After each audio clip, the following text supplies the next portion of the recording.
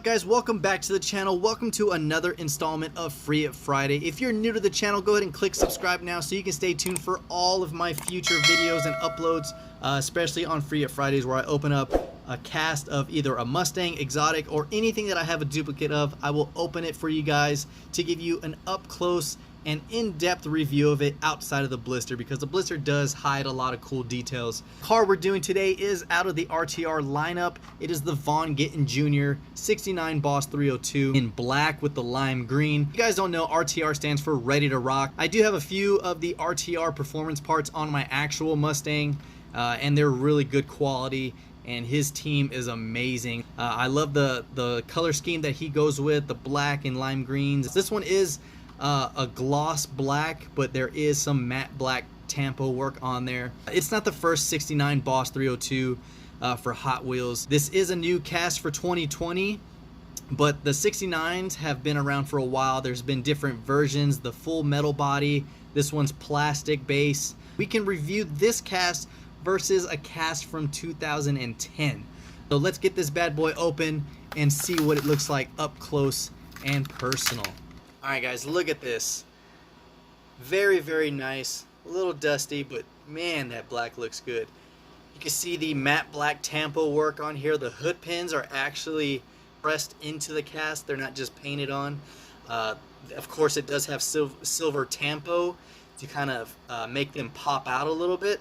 It does have some lime green fog lights. This one's a little off, but that's okay. No other headlight tampo work.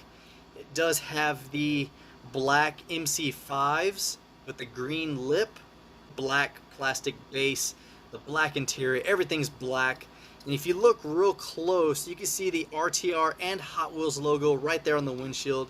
If you look closely on the card, it's actually on there, and it's really cool that they incorporated it onto the cast itself. You can see the rivet work onto the Mustang right here, kind of simulating the plexiglass race style windows.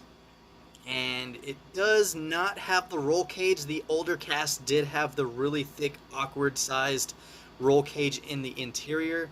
No tampo work, but I do like how the tri-bar lights are actually raised and not just flush. You can see the actual gas cap. On the new Mustangs, those are faux caps. They don't really do anything. They're just there for the aesthetic retroness. But in these older Mustangs, that was the legit source to access the fuel tank and actually pump fuel. No other crazy detail to it, but I do like that there's only one racing seat. If you look real close, you can actually see that there are some push buttons, maybe some switches right there in the center console, probably for the, the fuel pump, all the electronics, everything incorporated into this car. It does have a backseat delete kit. So yeah guys, the only other thing I notice on this car that I don't care for is the cheesy tampo work to simulate the hood stacks, which if you look on the card, it does have actual stacks on there. But Mattel can only do so much with what they have, and this cast has been around for so long, the tampo work is just going to have to suffice. But overall, this cast is really nice. I do have an open cast of the other version of the 69 Boss 302. This is from the Cool Classic series. Comes in this nice metallic teal with some really cool tampo work. You can see the sponsors on the side, the B&M shifters, the Champion plugs, the Ford oval, all that good stuff. Now if you compare the rear is different. Now they had to do with a plastic casting on this one, but this one actually has the light bar frames that is accurate. The wing, of course, is plastic, so it's separate from the body, unlike this one where it's a part of the cast. The windows are about the same. Nothing else is different. The hood pins are the same ones. Maybe a slight difference in detail, like this one actually has the hood pin cables, and they're just black. No tampo work on the headlights. The front chin spoiler is metal and more of a sharp, aggressive look, whereas this one's more of a rounded black front lip. This is a full metal cast, so you can see that there's more detail on the metal body than the plastic. You have the long tube headers coming out with the side exhaust. Everything else seems to be the same.